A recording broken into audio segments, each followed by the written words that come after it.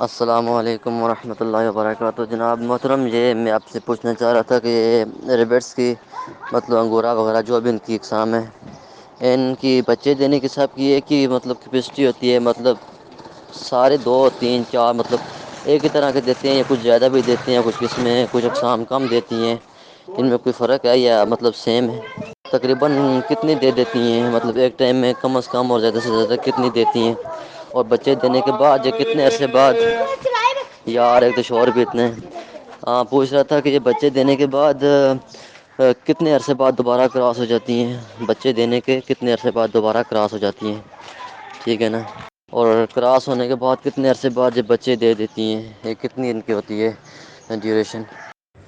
جی وقاص صاحب، پہلی بات ہے جو سب سے کم بچے دیتی ہے وہ 8 دیتے ہیں، وہ 4 بچے تک دیتی ہیں، آدھ ہوا تو 5، کچھ سننے میں 6 بھی ہے لیکن بہت کم، 4 کی ریشو چلتے ہیں ہم۔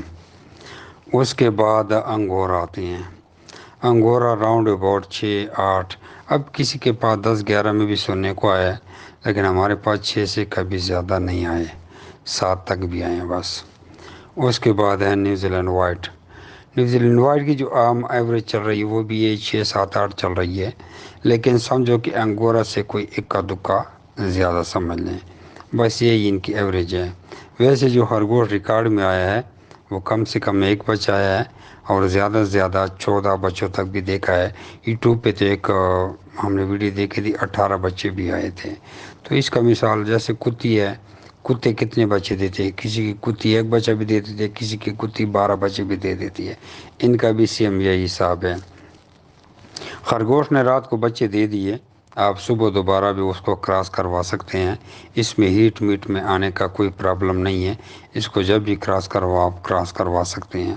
جب آپ کی فیمیل پریگننٹ ہو جائے تو پورے تقریباً سمجھو مہینہ راؤنڈ اباؤٹ 1 2 دن اوپر نیچے ہو سکتے ہیں، بچے دے دیتی ہے، یہ اس کا دورانیہ ہوتا ہے۔